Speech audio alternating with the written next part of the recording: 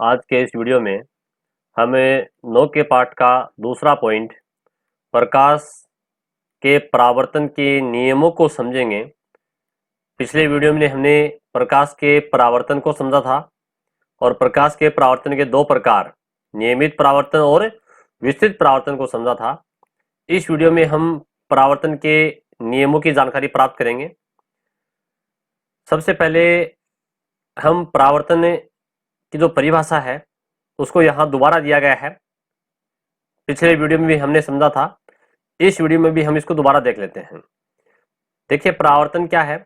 जब प्रकाश की कोई किरण एक माध्यम में गमन करती हुई, जैसे मान लीजिए प्रकाश की किरण है, ये माध्यम में आ रही है, ये कैसा माध्यम है, कोई हवा है, ठीक है। ये प्रकाश की किरण आ रही है, सीधी किरण। दूसरे माध्यम के पृष्ठ, दूसरा माध्यम में कोई कांच है और इसके पीछे पॉलिश कर दी गई है। कांच के पीछे पॉलिश कर देंगे तो क्या बन जाएगा, दर्पण बन जाएगा, ठीक है। दूसरा माध्यम ये क्या है, यहाँ दर्पण है, ठीक है। माध्यम 2 ये रहा, माध्यम 2। तो ये प्रकाश की किरण इस एक माध्यम में आ रही थी हवा में, और ये दूसरे माध्यम यानी कि दर्पण के पृष्ठ से टकराकर उसी माध्यम में एक निश्चित दिशा में चली जाएगी, यानी कि वापस इससे टकराएगी, यहाँ टक्कर होगी और टकरा करके वापस इसी माध्यम में आ गई, हवा की तरफ ही आ गई। तो यह घटना प्रकाश का परावर्तन कहलाती है। तो इस प्रकार से प्रकाश के परावर्तन की परिभाषा को अपन दोबारा समझा। अब देखिए, यहां से अपन जानते हैं कि इस पाठ में एक 5 नंबर का क्वेश्चन पूछा जाएगा और ये 3+2, ठीक है, 3+2 यानी कि एक प्रश्न होगा जो कि 3 और 2 5 नंबर का होगा, 2 भाग में बटा हुआ होगा, एक ही क्वेश्चन। तो यहां से एक तो न्यूमेरिकल टाइप के क्वेश्चन कई बार पूछे गए हैं। क्वेश्चन सुनिएगा, 2-3 प्रकार से क्वेश्चन बन सकते हैं। एक तो क्वेश्चन आ सकता है कि प्रकाश का परावर्तन किसे कहते हैं तथा इसके नियम लिखिए। तो हमने इसकी परिभाषा को पढ़ लिया कि प्रकाश का परावर्तन क्या है और इसके नियमों को अपन अब समझने जा रहे हैं। दूसरा, इसमें न्यूमेरिकल टाइप का क्वेश्चन भी कई बार पूछा गया है, वो अपन आगे डिस्कस करेंगे। न्यूमेरिकल टाइप का क्वेश्चन आपतन कोण और परावर्तन कोण से पूछा गया है। तो देखिए, इसके जो नियम है उसको समझने से पहले हमें यहाँ पर कुछ शब्द को समझना होगा।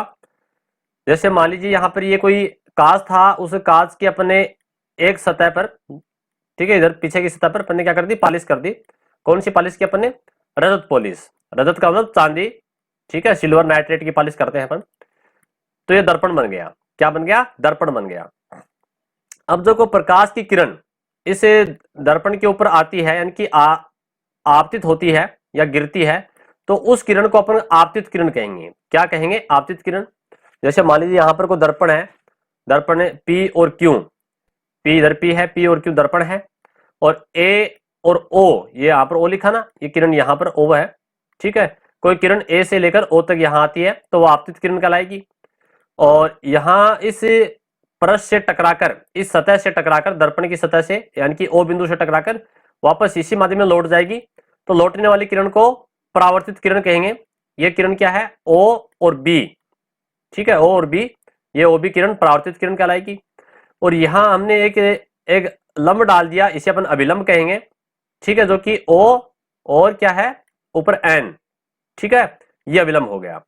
अब देखिए यहां पर तो खास बात ये है कि परावर्तन के जो नियम है उसमें पहला पॉइंट ये बनता है कि आपतित किरण, परावर्तित किरण, ठीक है, और अभिलंब तीनों एक ही तल में होते हैं, क्योंकि ये दर्पण है, ठीक है, और ये तीनों एक ही तल में है, यानी कि इधर ही है, तीनों इसी दिशा में है।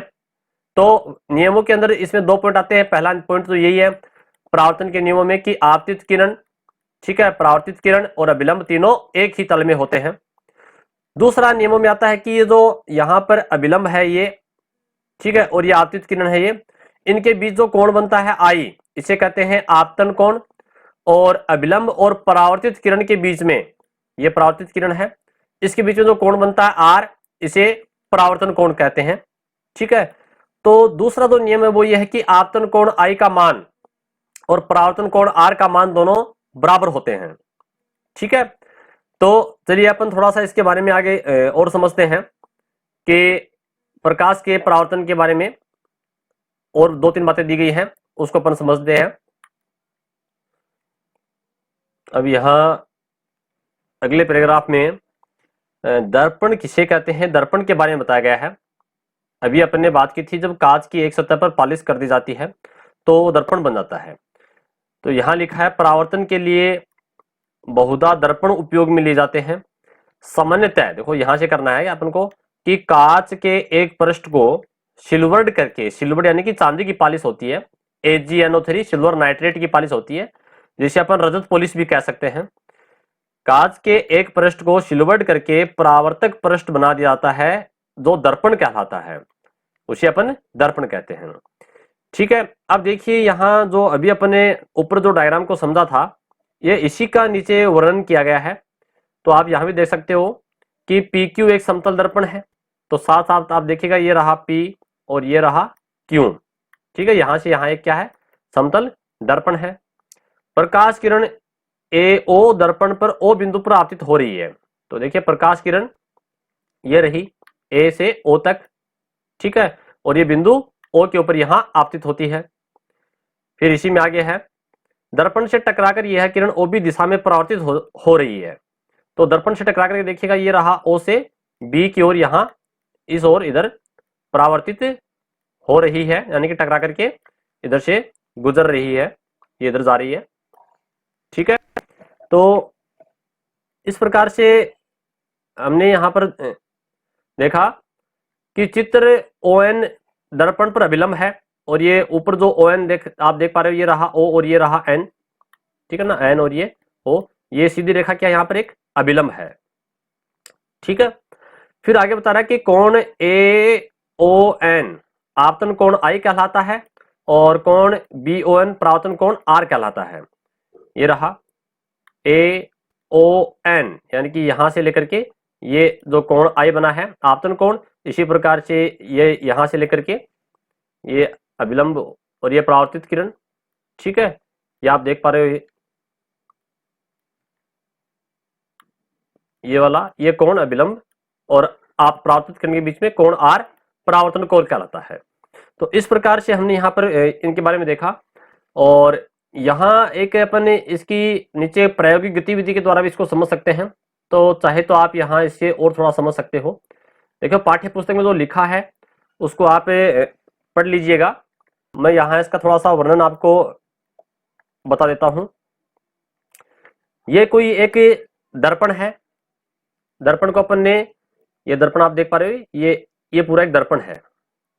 ठीक है, ये वाला ये भाग ये क्या है, दर्पण है, समतल दर्पण।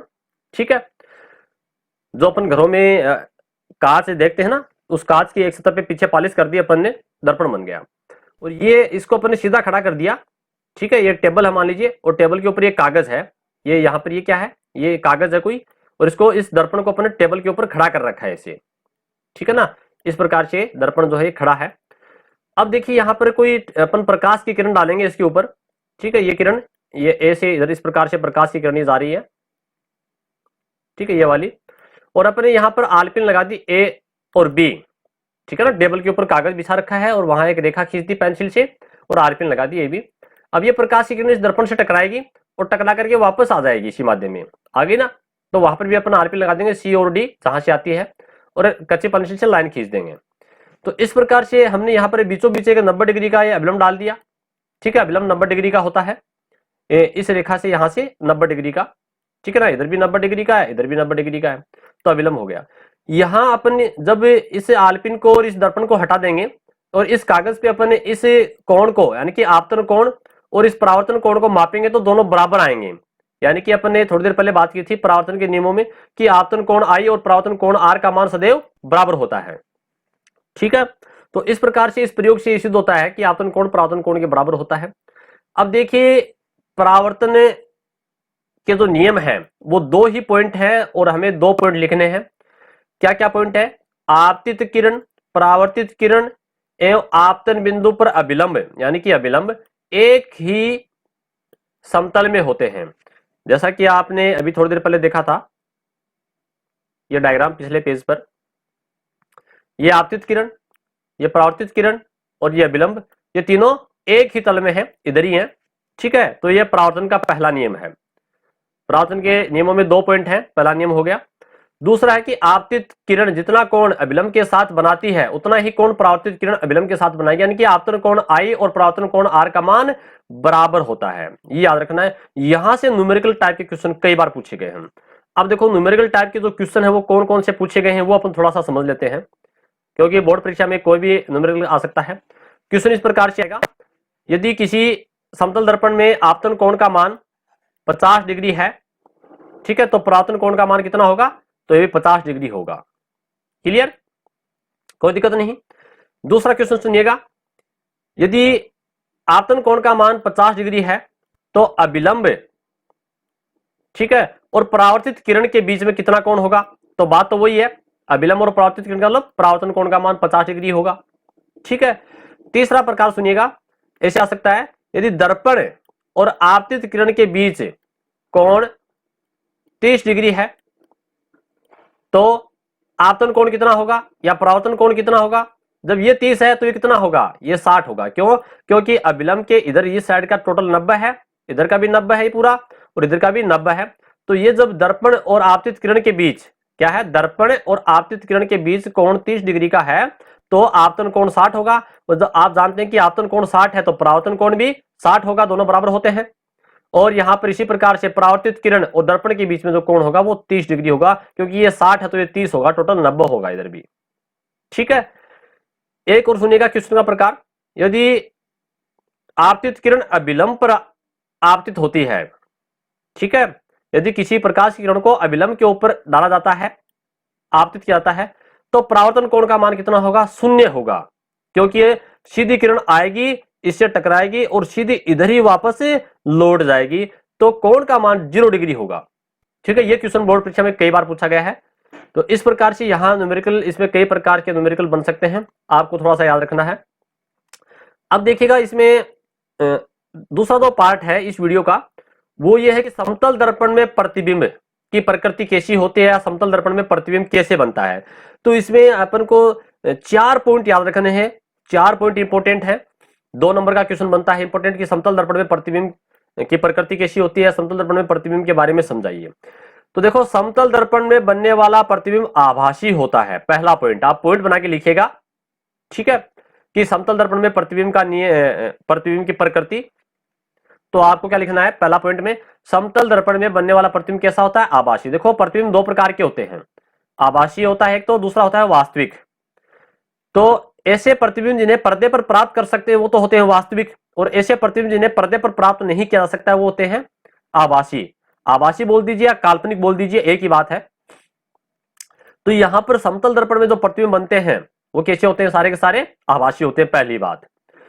दूसरा आपको पॉइंट जो है बनाना है, अलग लिखना है, वह प्रतिबिंब दर्पण के पीछे दर्पण से उतनी ही दूरी पर दिखाई देता है जितनी दूरी पर वस्तु दर्पण के सामने स्थित है। देखिए, मान लीजिए यहां समझिएगा, ये कोई दर्पण है, ठीक है, और ये पीछे पॉलिश कर रखी है अपन ने, दर्पण में पॉलिश होती है, और यहां पर ये कोई व्यक्ति खड़ा है, ठीक है, और ये दर्पण से 1 मीटर की दूरी पर खड़ा है मान लीजिए। तो इस दर्पण में जो प्रतिबिंब बनेगा इस व्यक्ति का या इस बच्चे का, वो इस दर्पण में इसी के पीछे की तरफ यानी कि 1 मीटर की दूरी पर ही बनेगा। ये 1 मीटर की दूरी पर खड़ा है तो इसमें प्रतिबिंब भी 1 मीटर की दूरी पर ही बनेगा। क्लियर। तो आप देखो, यहां इसका प्रतिबिंब बना है, वो कैसा होता है, वो सीधा होता है, आभासी होता है, ठीक है। अब देखो दूसरी बात, क्वेश्चन ऐसे बन सकता है कि समतल दर्पण के सामने कोई व्यक्ति 1 मीटर की दूरी पर खड़ा है तो उसका प्रतिबिंब उससे कितनी दूरी पर होगा, तो 1 और 1 2 मीटर की दूरी हो जाएगी। प्रतिबिंब की दूरी, ये प्रतिबिंब हो गया इसका, और ये व्यक्ति हो गया, तो ये टोटल दूरी कितनी हो गई, 2 मीटर हो गई। तो ऐसे क्वेश्चन भी कई बार बोर्ड परीक्षा में पूछे गए हैं। अब तीसरा पॉइंट, मैंने कहा था 4 पॉइंट, इसके अंदर तीसरा पॉइंट जो है वो खास है, प्रतिबिंब का आकार वस्तु के आकार जितना ही होता है। मैंने बताया साइज जो है वो उतनी होगी। अगर मान लीजिए वस्तु, कोई व्यक्ति जो है, कोई बच्चा है वो 4 फीट है या 3 फीट का छोटा बच्चा है, तो उसका आकार, उसकी जो साइज है वो दर्पण के अंदर वो भी 3 फीट का है, 4 फीट का जो साइज व्यक्ति की है, बच्चे की है, उतनी ही होगी, ठीक है। अब देखो, जो चौथा पॉइंट है वो इंपॉर्टेंट है, बहुत इंपॉर्टेंट है, ये भी कई बार परीक्षा में पूछा गया है। चौथा पॉइंट आप बना करके लिखोगे कि दर्पण के सामने खड़े होकर जब हम अपने प्रतिबिंब को देखते हैं, देखो रोज आप अपने सुबह सुबह जो अपने घर में ड्रेसिंग टेबल है उसमें तो दर्पण लगा है, समतल दर्पण ही है वो, या अपन जो कांच अपने जिसमें अपन बाल बनाते हैं सुबह, वो भी समतल दर्पण का ही पार्ट है। तो उसके सामने जब अपन खड़े होकर प्रतिबिंब में देखते हैं तो हम पाते हैं कि हमारा दाया भाग प्रतिबिंब का बाया भाग बन जाता है। इसी प्रकार मान लीजिए एक कागज के ऊपर पी लिखा है, आपके पास किताब है या जो भी पेन पेंसिल रजिस्टर है उसमें आप पी लिखिए और उसको दर्पण में देखिए, आपको उल्टा पी दिखाई देगा, ठीक है ना। यानी कि आप बी लिखोगे ऐसे तो आपको बी उल्टा ऐसे दिखाई देगा, ठीक है ना। आप सी ऐसे लिखोगे तो आपको सी ऐसा दिखाई देगा। कहने का मतलब बाया भाग दाएं तरफ दिखाई देगा, दाया भाग बाएं तरफ दिखाई देगा। इसे अपन पार्श्व परावर्तन कहते हैं। ये परिभाषा कई बार बोर्ड परीक्षा में पूछी गई है कि पार्श्व परावर्तन या पार्श्व परिवर्तन किसे कहते हैं। तो आपको क्या लिखना है कि समतल दर्पण में, कौन सा दर्पण है ये, समतल दर्पण के सामने जब किसी वस्तु को रखा जाता है तो उसका दाया भाग तो बाया बन जाता है और बाया भाग दाया बन जाता है, यानी कि उल्टा हो जाता है। इसे अपन पार्श्व परावर्तन कहते हैं। इसीलिए आपने देखा होगा मोटर गाड़ी में जो एम्बुलेंस होती है, एम्बुलेंस के ऊपर उल्टे अक्षरों में लिखा होता है, जो एम्बुलेंस की स्पेलिंग है, ठीक है, वो उल्टी लिखी होती है।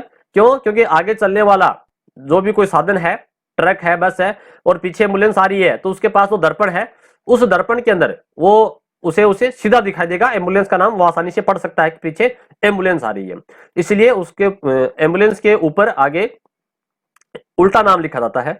तो इस प्रकार से हमने इस वीडियो के अंदर परावर्तन की परिभाषा, परावर्तन का नियम और समतल दर्पण में प्रतिबिंब किस प्रकार से बनता है उसके 4 पॉइंट इंपॉर्टेंट है उसके बारे में हमने समझा।